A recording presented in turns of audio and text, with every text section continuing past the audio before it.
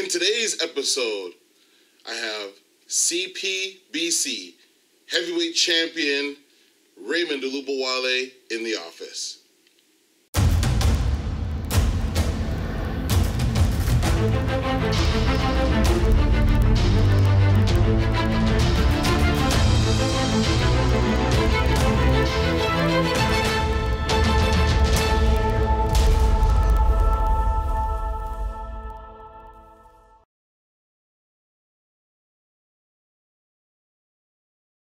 Welcome to the DO Boxing Show. I'm your host, Dameon Okposio, and we're in, I guess you'd call the office studio today with the Canadian Professional Boxing Council heavyweight champion, Raymond Olubowale. Raymond, thanks for joining me here today. Thank you. And I want to give fans an opportunity to kind of get to know you better. So we're going to touch on a number of topics, but just so you know, Raymond is not only a professional fighter, but he's also involved as a referee for the Ontario Boxing Association, and he's also an actor, and he's acted in movies that you've seen, most notably Resident Evil, but we're going to get into those details. So Raymond, first off, can we get a small introduction on who you are, and then we'll get to our first topic and go more in depth in your career after that? Well, you pretty much cleared that up. I'm the three-time Canadian heavyweight champion.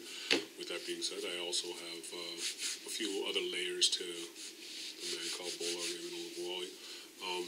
I'm also heavily into film, in the way of acting, stunts. Now I'm getting into fight choreography and stunt coordination. I also like to do things with kids, and not in a creepy way. I was gonna say, when you said you like to do things with kids, what does that mean? So you're working with kids in some capacity? I teach boxing also. Have a couple fighters and whatnot, but then I've also gone to in my past, I've gone to different YOs, young offenders, and spoke with them, talking to them about, in essence, just trying to give them a sense of direction. The big thing for me, I see these young offenders, and they just look, for the most part, they're looking to belong to something, a family of sorts, and they're looking for direction. Now, if you leave them to their own devices, they'll get themselves in trouble. So why don't you give them a mentorship? And I told them I was explaining to them how so many of them love to fight. Fantastic. The only problem is where they fight. There's nothing wrong with fighting. I fight. I beat up kids all the time. It's a beautiful time. But I do it in a ring. And I get celebrated. I get paid. I get to see the world. They go off and get to see the inside of a jail cell. So there's something to that. I feel that if they had a little bit of direction, and a lot of these kids have a great deal of talent too, why not look at coming into the fight game? Absolutely. I think it's a great thing, and people are always saying, "Oh, there's no role models out there," but you give a perfect example. Somebody can look at you and look at the things you've done and, say, hey, you know what, I want to be in movies. I want to be a professional athlete. And they can do things that they still enjoy and not get in trouble for it. Precisely. So one of the topics that we were going to talk about was a little controversial. I wouldn't say controversials. Maybe that's a different word for it. But it was kind of, I guess, maybe a heated topic for a lot of people. But I wanted to draw on Raymond's expertise as a referee in talking about the next topic. And that's Tim Hague, who unfortunately passed away recently in his fight. I believe it was out in Edmonton. And Tim Hague is the school teacher that is also an MMA fighter and really new into the boxing game, even though he had a few fights. Firstly, I'd like to take this and every opportunity I can to offer my deepest condolences to Tim Hague's family. That was a travesty that just did not have to happen at all, whatsoever, in my humble opinion. I feel that there's so many culprits that sociologically and the Hague family should have to go after for his demise, because at the end of the day, that was so not necessary. The main person is the referee. He dropped the ball huge. He did a horrific job. But then not just the referee, the doctor at ringside, the athletic commissioner, whoever that was. These people all could have stopped that fight. There's different lines of defense. Yeah. And I'm not going to argue about that the fight should have been stopped, because we know that he went down a large amount of times. The one thing I was going to say though is with the referee, I watched it, and when I watched it a couple times, and every time the referee said, "Hey, do you want to fight?" he said yes, and he was kind of walking towards responding towards the referee. That's pointless. That means nothing. First and foremost, the professional boxing game is slightly different than the amateur game. At the end of the day, it's a business, and one huge component of the business, if it's done properly, is you pad the record of an up-and-coming so-called star. And Adam Braidwood and his people did nothing wrong. They came to fight, and they fought. They were, as far as I'm concerned, were attempting to pad their record with another relatively easy win, or a sure win. And there's nothing wrong. Who came in at the last minute as well? He came in short notice. Whatever the case may be. But again, it was the referee needed to be educated to see that first couple minutes of that first round, Tim Hague was outclassed by Adam Braidwood. After the first knockdown, okay, you know what? Let's give him a fighting chance. He got up, he asked the questions, he seemed fine. Okay, fine. You know what? It was almost clearly evident to me. Granted, I'm a fighter, but I'm also a referee. Not in the professional ranks, but I am a referee. And it was blatantly obvious to me that Tim was outclassed by Adam. Fine, go on. Give him that fighter's chance, that puncher's chance, because he does have a heavy hand. After the second knockdown, and the way that second knockdown happened, like Tim was bent over in the corner as Adam fed him I don't know how many punches, and then only after he must have taken like 7 or 8 shots, he took a knee. That's when the ref jumped in and started giving him an 8 count. He could have stopped the fight there. There was no contest. There was no contest here anymore. It's just one man getting slaughtered. No contest whatsoever. But this referee decides to let him up again. Okay, fine. So he lets him up again, and it looked like a knockdown, but he calls it a slip. Waves it off as a slip. I'm not too sure exactly what he's saving him from. The contest was already determined. Braidwood is going to be the winner of this contest, and it's going to be a stoppage. Why do you need to have Tim sustain any more damage was unbeknownst to me. Completely and utterly unbeknownst to me. He lets the fight go on. Braidwood catches him again with a third knockdown. Flat-out knockdown. The fight could have been over there. There's no contest. In one round, he got knocked down 3, arguably 4 times. There's no contest. There's no chance of him winning, or virtually no chance of him winning. Why prolong this? He lets it go into the second round.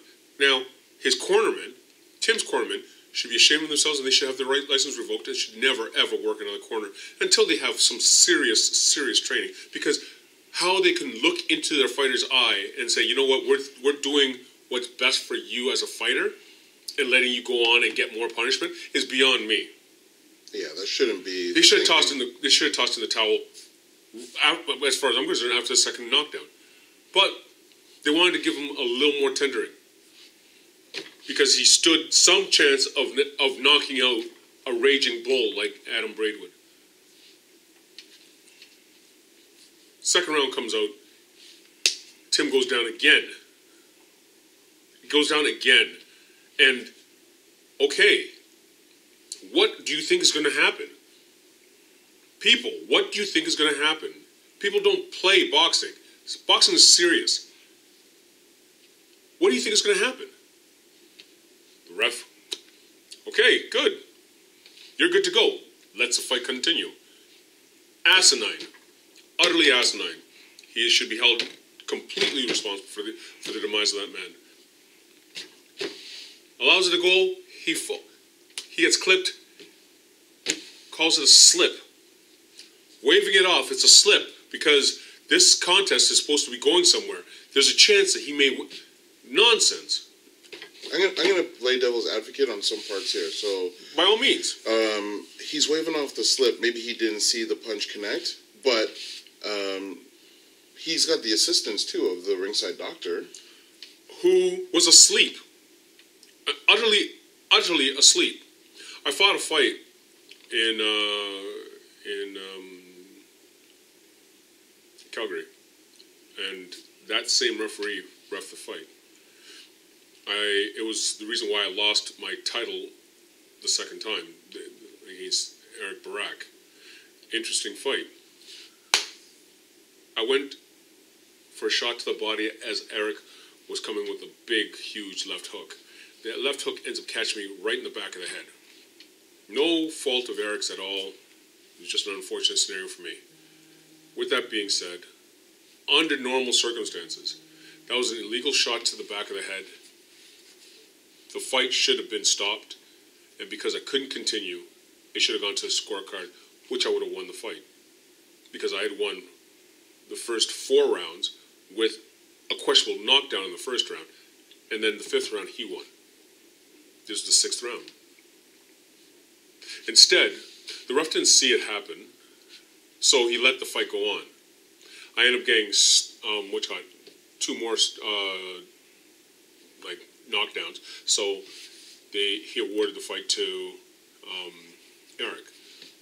Only to find out that not just the ringside official, the ringside doctor, but also the athletic commissioner had actually witnessed the shot actually hitting me in the back of the head. With that being said, nobody knew what to do. Because at the end of the day, the doctor could have stopped the fight. He has a whistle. He could stop the fight because of that illegal blow, which actually had me on my back. The doctor could have stopped this fight with Tim Hay at any time because there was just way too much abuse happening to the guy's brain. These doctors that they're selecting aren't trained. These referees aren't trained. These judges aren't trained. And if the people who are there to make the sport safe aren't trained, then all of a sudden it's no longer safe, is it? So, in terms of solution, because you know what, I've heard some rumors about even the lack of training during the reign when the former athletic commissioner Ken Ashley in this province. Yep. I've heard rumors, and I can't substantiate them because I don't know, and I haven't been able to find out. And usually, people in those positions don't want to talk to me. But you know, I heard that he had gone years and years without providing seminars or Precisely. or training, Precisely, or even funding guys to go for training. Precisely. And I hate Ken Ayashi, so I'll say that. And I will actually say Ken Ayashi did not. He actually made it. It was up to the individual referee. Had to go off and stick his hand in his pocket and pay for his training. I won't say his name because he hasn't given me the right to, but a certain friend of mine is a referee. And when he became a referee under Ken's tyranny, when he became a referee, he asked Ken for a course. Where would I take a course to get licensed as a referee?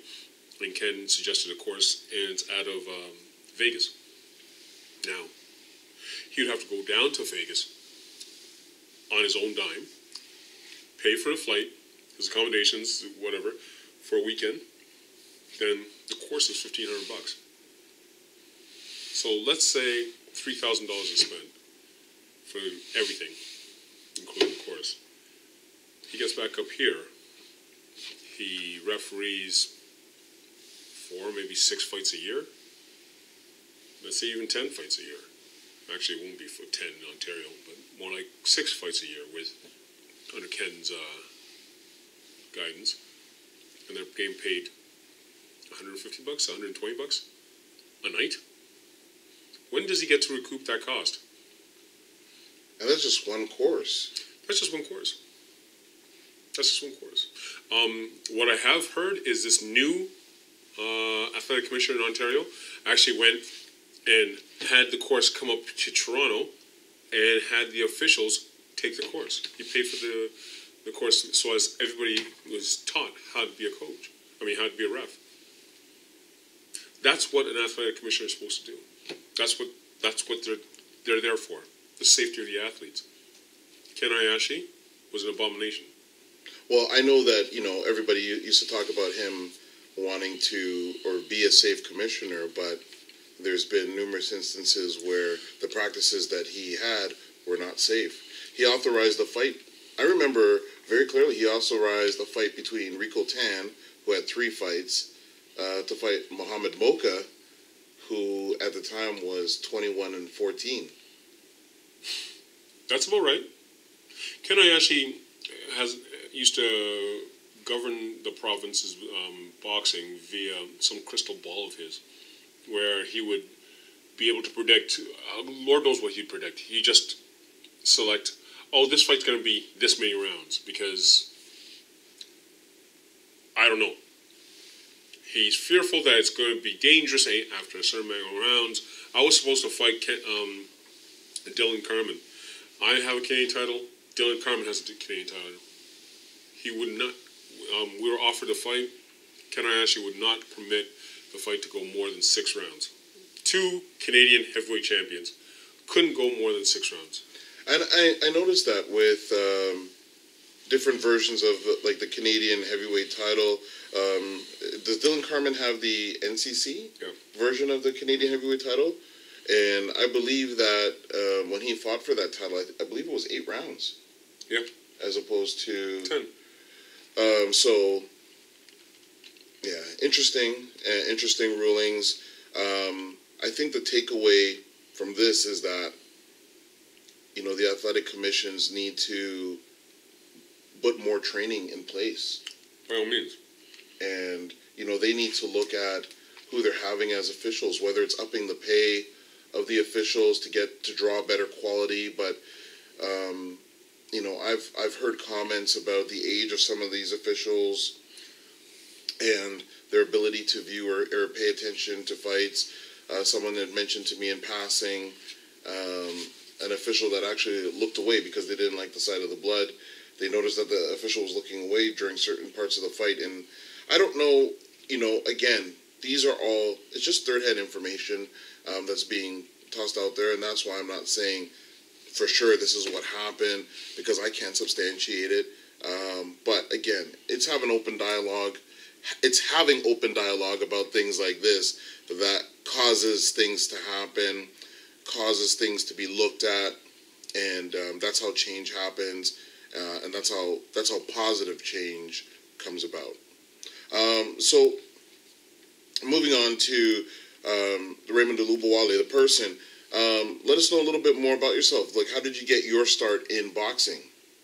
I was on the national team for track and field, and I didn't qualify for the 1992 Olympic Games, so I had a little bit of hissy fit. I was living in Toronto at the time, and but I was going to university up in Waterloo, so I decided that screw this, I'm leaving track, and I packed up and went back to Waterloo to finish up my degree. About November of '92, I realized that this is the first time in my life that I didn't have a direction, a motivation to actually move forward athletically. So my roommate at the time had just started boxing, and he asked if I'd like to come out and try it. Now, I had a friend who was boxing like well into like from our mid-teens, and he suggested that I box years ago. And I was like, no. But okay, you know what? I'll try it. I walked in and met the coach, William Longmire. Sweet little old wrinkled man. Sat there, and he did something that most coaches don't do. He sat and talked to me first. And he just wanted to find out where my head was at and whatnot, and what I know about boxing, what I'd like to do, this and the next thing, and how would you like to compete? And this is before I'd even thrown a jab. I go, yeah, I think I'd like to do that. It's great. And then we started. I lost my first fight under Bill, my first fight ever. How old were you at that time? That was the day before my 25th birthday. Oh, wow. Yeah, the day before. And I said, okay. Well, I said a whole lot more than okay. But I then went to the provincial championships for the novices a couple months after that. And the first fight I fought a now friend of mine, Dustin, and I dusted him. And then I fought two more guys, and I stopped both of those guys within the first minute of the first round. And I got the gold.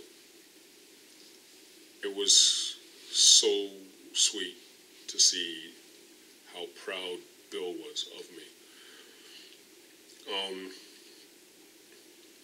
Went on, and that was 96 or 95, but we were training for the Olympic, or at least I was training for the Olympic squad. I wanted to go try for the Olympics.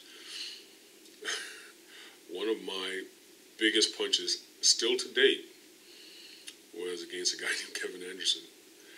I went to the provincial open class fighters, and for those of you who don't know the differences, any fighters who have more than 10 fights is open class. Under 10 is novice, under 5 is sub-novice. I had 4 fights, so I was actually sub-novice going into this tournament. And this guy, Kevin Anderson, if I had known his record, I would have been so nervous. But he had stopped the last 30-some-odd opponents he had. He came into the tournament weighing 211 pounds, sort of soft around the belly, the whole 9 yards. And I'm looking at him, and he was a tall guy. The thing is, he was on the impression that he was going to make heavyweight. He just came in heavy. So he ended up coming into the super heavyweight class. Round 1 comes. I knew nothing. I still knew nothing at that time. I didn't know what defense was. I knew how to throw straight. I knew how to throw a cross. I didn't know how to throw a hook, uppercut, anything like that. And I remember like it was yesterday, an opening. He sidestepped to his right, my left. I saw this opening. I threw a right hand that connected and sent him sailing through the second and third rope and onto the computer table. And there was just a hush over the room. I said, okay, that's what knockouts feel like. My next fight after that, that's when I learned what boxing was. Because my next opponent was big Steve Gellinger. And Steve wasn't bigger than me, he wasn't stronger than me, he wasn't more athletic than me. He was just more skilled. My 6th fight, his 100 and some odd 30th fight. I don't know how many time national champion, but like silver medalist in the Commonwealth Games. I had no business being in the ring with him. I lost that fight, but it was a fire in me, and I was determined to actually get that, because I'm like, he has nothing on me. I wasn't hurt, so therefore I'm going to push forward. Was this for qualifying for the Olympics? That was qualifying. Yeah, that was trying to just get out of the province. I had to win the provincial championships.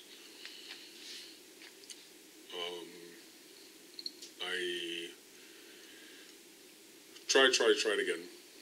I finally won the provincials, went on to nationals, got my chance in 2003.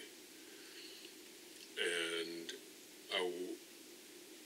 I thought I beat Bermain Stavern at the nationals, but they gave it to him by 3 points, I think. So we had the final team selection, which was the winner of this was the national champion, the nation's representative. And this time, it was 2 weeks later, I beat him soundly, right, by something like 14 points. Almost stopped him in the third round. And then I went on to win the nationals, that tournament. And I was supposed to go to the 2004 Olympics, represent Canada. And they deemed me 54 days too old to compete. Because 2004, my birthday is the 20th of June. Opening ceremony is August 13th. I had to be 34. At least the way it was written was all athletes must be 17-34. We read that as on your 34th you're 34 until you're 35. Actually, it was then clarified that on your 34th birthday, you're 34. The next day, you're 34 in 1 day, and 1 day too old. I had grounds for a lawsuit, discrimination, age discrimination, a number of things, but in the time it would have taken me to fight that lawsuit, the Olympics would have been over. So that was the end of that Olympic dream. And that was the whole reason why I got into sports in the first place. I just wanted to go to the Olympics. I didn't care about anything else. But the fire wasn't quenched as of yet. So I turned pro. And here I am. 13 years later, 3 Canadian titles later. And how's the pro experience been, do you find?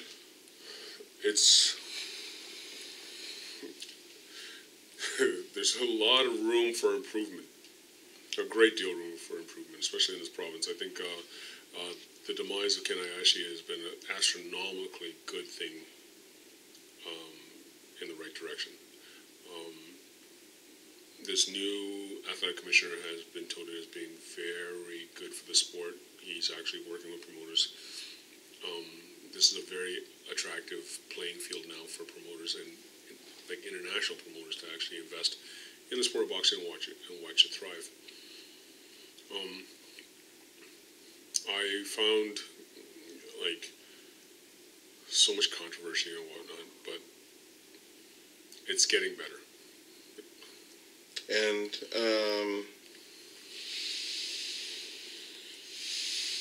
do you know why there's the different titles? Like why there's the different heavyweight title belts?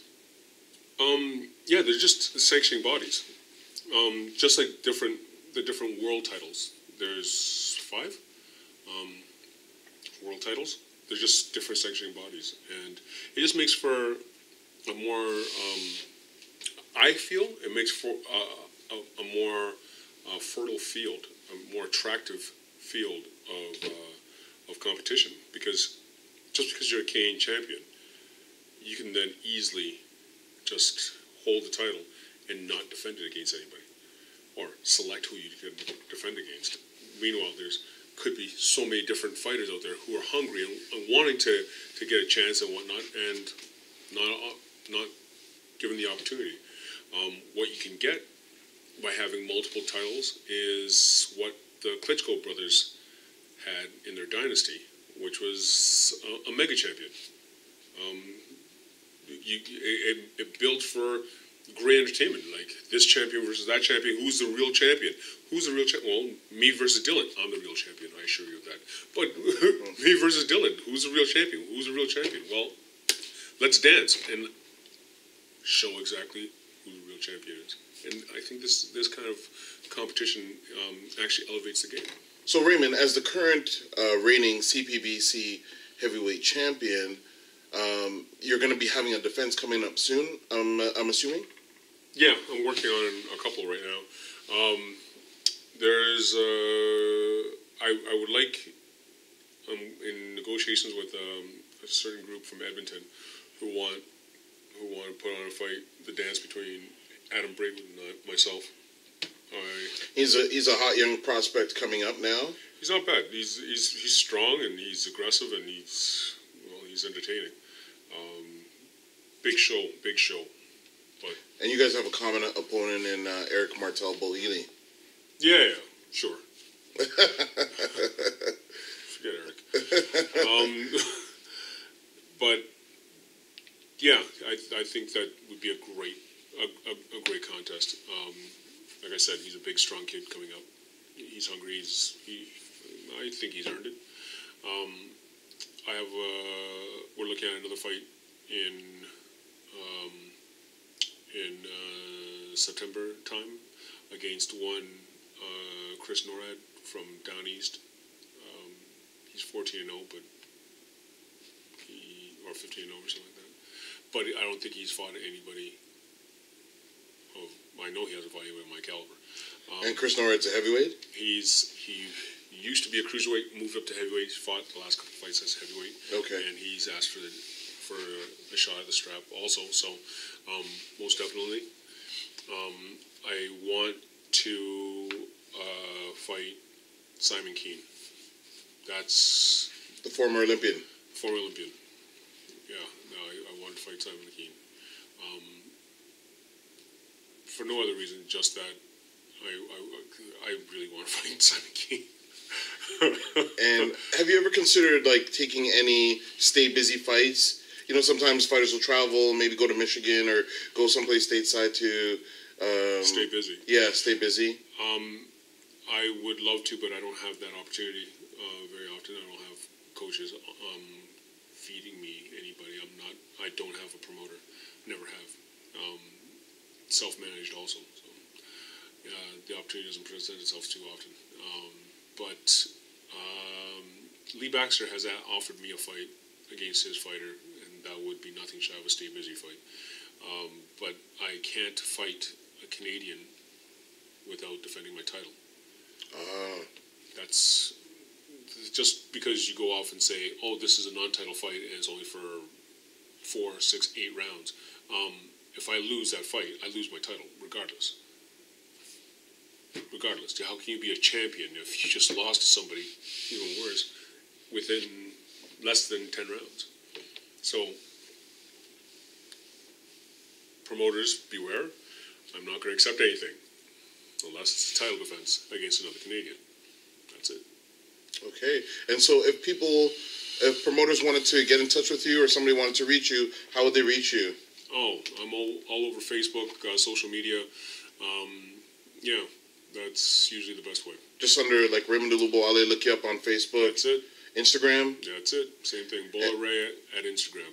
And how about training-wise? You said you were working with some young kids, so somebody's interested in working with you or getting trained by you. Where should they go to? I'm teaching out of a certain gym right now, but more importantly, again, Facebook, Instagram. Send me a link. Send me a message. Thanks so much for... Okay, sorry, I'm going to do that again. Thanks so much, Raymond, for your time. I really appreciate all the information that you were able to get. You gave me a lot of insight. I was listening intently, and you have the experience not only as a fighter but also as an official, and hopefully the people that were watching got some information from it as well.